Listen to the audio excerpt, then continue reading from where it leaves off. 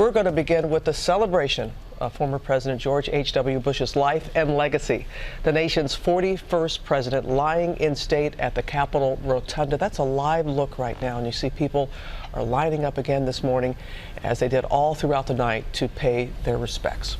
And last night, President Trump and First Lady Melania Trump also came to pay their respects hours after the late president was transported through the streets of Washington to the Capitol. That was quite a motorcade during the afternoon. Crowds gathered outside to watch the casket arrive. You see them there. Inside, the president's family, joined by those he served with in Congress and the White House, official Washington's farewell. President Bush will lie in state until the state funeral at Washington's National Cathedral tomorrow. Our senior national correspondent Terry Moran starts us off. Good morning, Terry. Good morning, George. It's such an inspiring scene here. People filing by, paying their respects. I just spoke with a family arriving before work, before school. I spoke to the dad. He said, pointing to his kids, I wanted them to be inspired. And what's really inspiring, what the special feeling here is that people are paying tribute not just to President Bush's record in office, but more to his character as a man. Last night, under the Great Dome of the Capitol, this solemn presidential tribute. President Trump, with First Lady Melania at his side, paying their respects to President George Herbert Walker Bush. Heads bowed, they stood there for minutes. And then one final salute from the 45th president to the 41st president. The moment capped a day filled with emotion and pageantry as the nation's leaders gathered to honor a president and to remember a good man. George Bush's final journey to Washington, D.C. began in his home state of Texas, his family standing beside him as it began, his casket draped in an American flag, the president's service dog, Sully, also right there with him. His Secret Service detail on duty one last time, their final mission for their commander-in-chief, carrying him out of the funeral home. The motorcade arrived at Ellington Field Joint Reserve Base, parents standing with their children there to witness history. The Bush family boarded Air Force One, renamed Special Air Mission 41, for this exceptional occasion.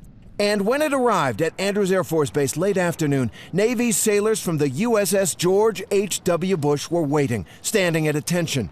Family members watching silently as the president's casket was taken into a black hearse. The motorcade then traveled through the streets of Washington, D.C., arriving at the U.S. Capitol at dusk. A perfect sunset, the sky stunning, streaked with color, nature's pageant. Members of the military carrying the casket while a 21-gun salute echoed through the evening. The late president's firstborn son, former President George W. Bush, somber and strained as he and the rest of the Bush clan waited at the top of the steps to escort their patriarch to the place of honor. And also in attendance, the members of the first President Bush's administration, including Dick Cheney, Colin Powell, and his closest friend and Secretary of State, James Baker. The emotions of the moment were etched on their faces. The procession then slowly made its way to the Rotunda, where the casket was placed on the Lincoln catafalque. Members of Congress and justices of the Supreme Court were also gathered there. And then George Herbert Walker Bush was remembered as a man of character. There was a kindness about the man that was evident to everyone who ever met him.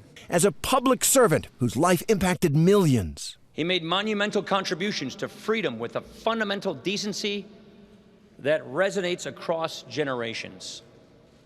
And as a devoted husband to his beloved wife, Barbara. The patriot who lies before us was blessed with many gifts, but there was no doubt which he prized most of all. A great love story began at that Christmas dance when George Bush met Barbara Pierce. The solemn ceremony was the final public appearance of the day for a family in mourning. You could see the grief of the farewell on the face of the 43rd president. At 7:30 p.m., the public was allowed to enter the Capitol to pay their respects, a lone Boy Scout saluting the president he never knew. A Boy Scout salute. He would have liked that. President Bush didn't like to talk about himself. His mother taught him not to use the big I, as she said. But the country's talking about him now, and there are many ways to be remembered. Maybe the best is as he is being remembered, as a good man. Guys? That's so true. That is beautiful. Thank you, Terry. Hi, everyone. George Stephanopoulos here. Thanks for checking out the ABC News YouTube channel. If you'd like to get more videos, show highlights, and watch live event coverage, click on the right over here to subscribe to our channel. And don't forget to download the ABC News app for breaking news alerts. Thanks for watching.